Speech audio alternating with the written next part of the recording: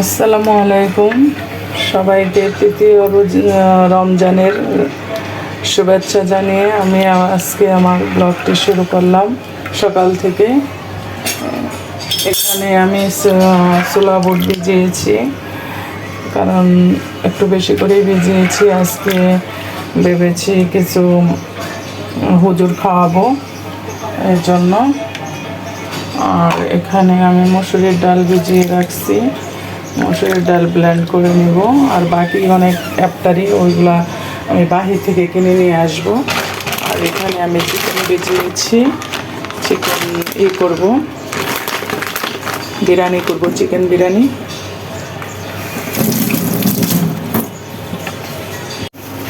Guys, আমি একটু বাজারে গিয়েছিলাম, যে বাজার থেকে আমি কি নিয়ে আসলাম। আজকে তৃতীয় রমজান, সবাইকে রমজান আল মুবারক। এই যে আমি চিনি, বেসন আর বিরিয়ানির মশলা নিয়ে আসছি এখানে, আর চিরা নিয়ে আসছি। বেগুন অনেক দাম, বেসনের জন্য শুধু খালি মানে বেগুনি করার জন্য নিয়ে আসছি। এখানে পেঁয়াজ, এখানে রসুন, নতুন রসুন, এখানে হলো পুদিনা পাতা আর এই যে ধনিয়া পাতা নিয়ে আসলাম।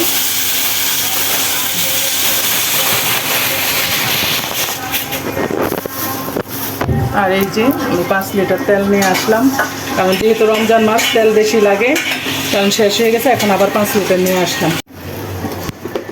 এখন দেব আদা রসুন বাটা। এখানে আদা রসুন দুটোই মিক্স আছে। বেশি করে দাও। বাসায় তৈরি করা গরম মশলা আর একটু দাও। ইয়ার মশলা দেওয়া হবে, এই জন্য একটু কম করে দিলাম। আর এখানে ধনিয়ার গুঁড়া, ধনিয়ার গুঁড়া দিয়ে দিচ্ছি, 4 চামচ দিয়ে দিচ্ছি।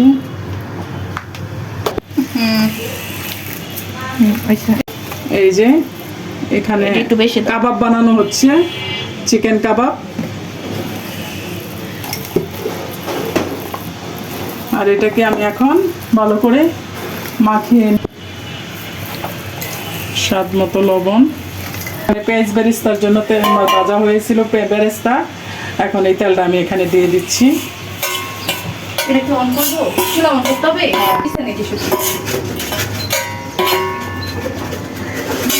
ম্যাগি এখানে আমি বেরেস্তা করার জন্য পেঁয়াজ দিয়ে দিলাম।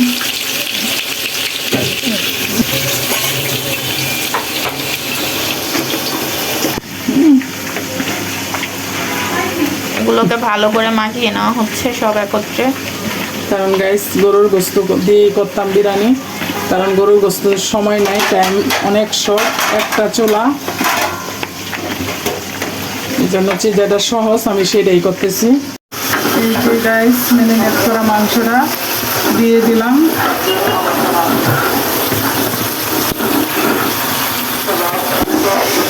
সবাই আমার দাদুর জন্য, আমার দাদু মারা গেছে গত বছর এই 21শে ফেব্রুয়ারিতে।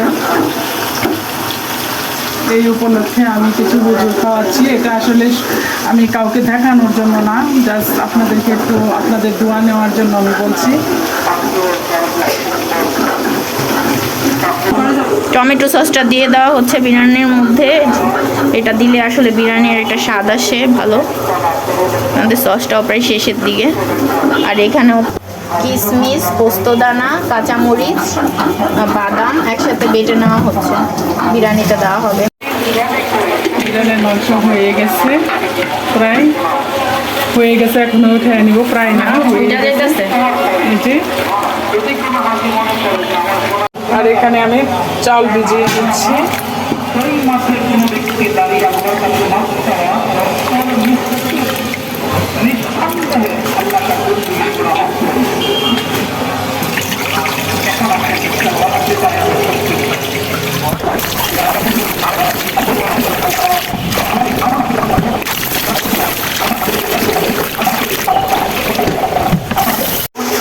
এই যে আমি চালটা দিয়ে দিলাম,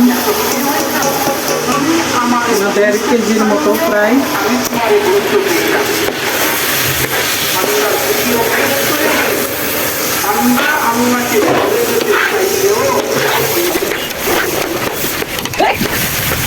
ঠিক আছে, এখন আমি পানি দিয়ে দিচ্ছি।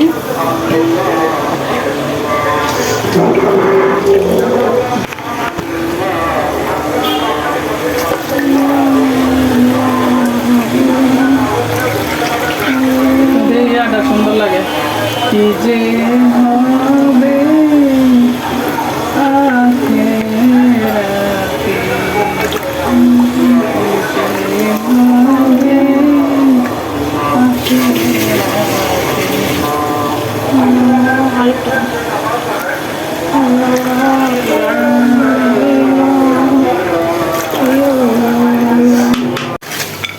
সেখানে জিলাপি আনা হয়েছে বাহির থেকে, আমার হাজব্যান্ড নিয়ে আসছে যে।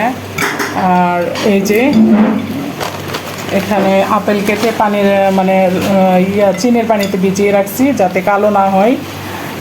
এই টিপসটা অবশ্য সবাই জানে, এটা নতুন কোনো কিছু নয়। তারপর আপনাদেরকে বললাম যে পানিতে কেন, মানে পানিতে এই জন্য চিনির পানিতে। আর এখানে বাহির থেকে বেগুনি আনা হয়েছে। আর এই যে ডালের বড়া, এগুলো আমি বাসায় করেছি। আলুর চপ বাসায় করা হয়েছে।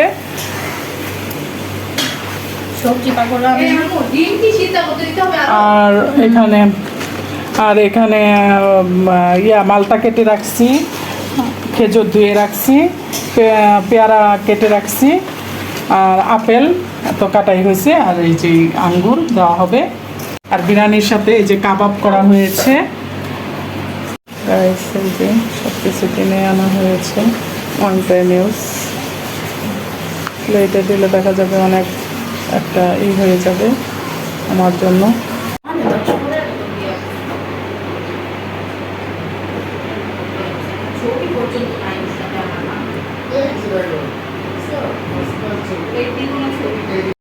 সেখানে মুরগির জন্য পেঁয়াজ দিয়ে দিলাম তেলের মধ্যে।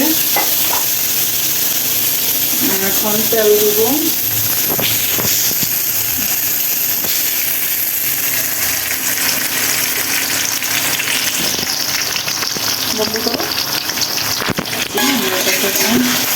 নাড়াচাড়া করে নিচ্ছি ভালো করে, পেঁয়াজটাকে ভালো দিয়ে দিচ্ছি।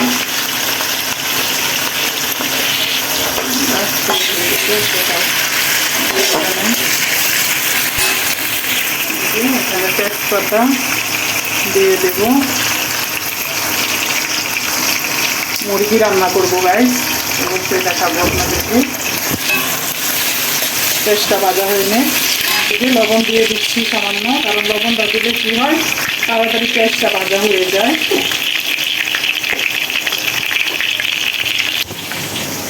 এটা পাকিস্তানি মুরগি রান্না করব আলু দিয়ে।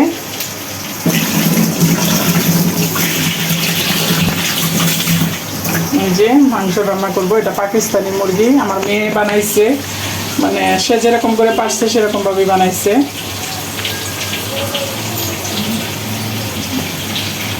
আলু দিয়ে একটু ঝোল ঝোল করবো, এই জন্য আলুটি কেটে নিয়েছি। আদা রসুন দিয়ে দিচ্ছি 2 চামচ, এটা দিয়ে 2 চামচ দিলাম।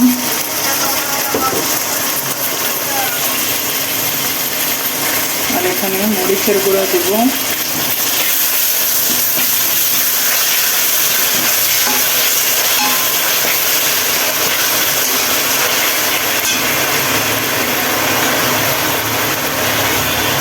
যেহেতু পাকিস্তানি মুরগি একটু ঝাল ঝাল হবে, আমি হলুদ দিয়ে দিচ্ছি। এমনিতে আমাদের কিনা হলুদ একটু কম করে দিচ্ছি। ধনিয়ার গুঁড়া,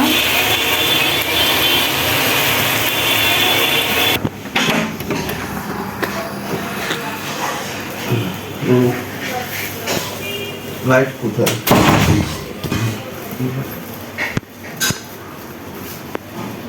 পলিথিন থেকে তুলে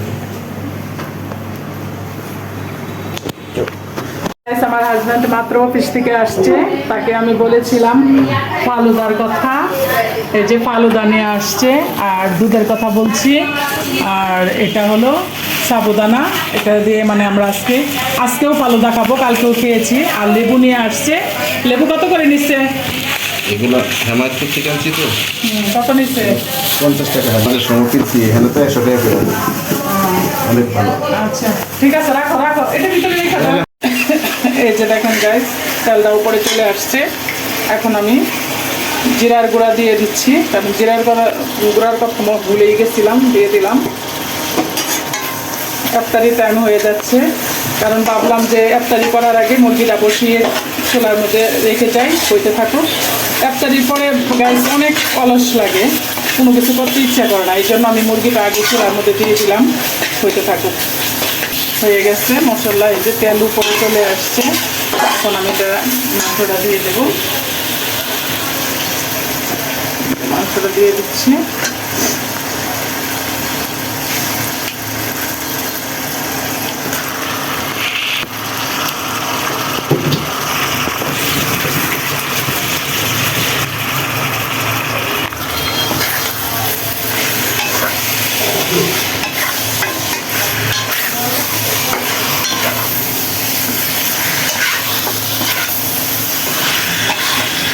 গাইস এই যে দেখেন আমি তাল কিভাবে আমি প্রসেসিং করতেছি, কারণ আমি হাত দিয়ে পারতেছি না, হাত অনেক ব্যথা করতেছে, এই জন্য আমি এই যে এটা দিয়ে, কেউ কি কখনো করেছেন আমার মতো? আমি আজকে ফার্স্ট টাইম ট্রাই করতেছি বুদ্ধি করে, যে এটা দিয়ে সুন্দর, এই যে দেখেন, এই দেখেন কত সুন্দরই হচ্ছে।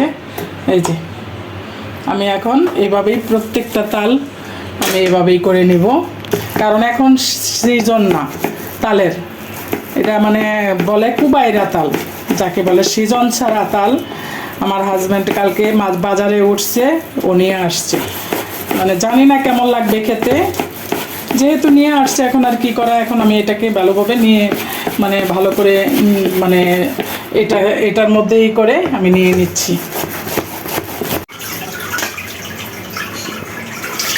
এই যে তাল থেকে তাল হয়েছে, দেখেন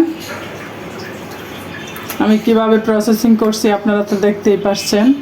তাল থেকে মানে তালের রস হয়েছে, তাল থেকে তাল হয়েছে, একই কথা, তালের রস, তাল থেকে রস হয়েছে।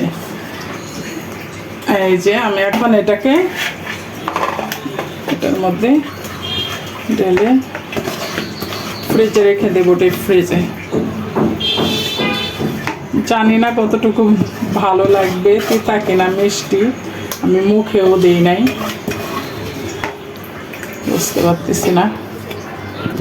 যে হয়ে গেছে, এখন আমি এটাকে ডিপে রেখে দেবো। এখানে হচ্ছে ফালুদা বানানো হয়েছে, আর এখানে ফল কাটা আছে, এখানে খেজুর, আঙ্গুর, তালমিছরি, আর হচ্ছে মানে মুরব্বা আর কি, এটা মুরব্বা, আর এটা হচ্ছে কলা, আপেল, আর হচ্ছে বেদানা। আর এখানে যে বানিয়ে রাখছি আমি, আমার ছোটো ভাইকে বানিয়ে দিলাম। আর এই যে এটা হচ্ছে আইসক্রিম, ভ্যানিলা ফ্লেভার। মানে এখন এমন একটা রুলস হয়ে গেছে যে ইফতারের পরে হচ্ছে আমরা এটা খাই রাতের বেলা 12টা, কালকেও ঠিক 12টার সময়ই খাওয়া হয়েছে। মানে কালকেও খেয়ে মজা পাইছে, এই জন্য আজকেও আবার বানানো হচ্ছে। মানে যেটা আমার বাসায় মজা পাই সেটা আবার মানে সেকেন্ড টাইম করা হয়, থার্ড বারও করা হয়। মানে 2-3 দিন না খাইলে মানে স্বাদ মেটে না। যতক্ষণ পর্যন্ত এটার কোনো অনিচ্ছা না আসবে ততক্ষণ পর্যন্ত মানে খাইতেই থাকবে তারা, এটাই আমার বাসার নিয়ম। যে কোনো কিছু খাবারের মানে ঝাল আইটেম আছে, এরকম ফাস্টফুডও খেতে গেলে এরকম যেটা ভালো লাগে এটা আগের দিন খাই আসলে আবার পরের দিন ওইটা খেতে যায়, ওদের অবস্থা আছে ওদের।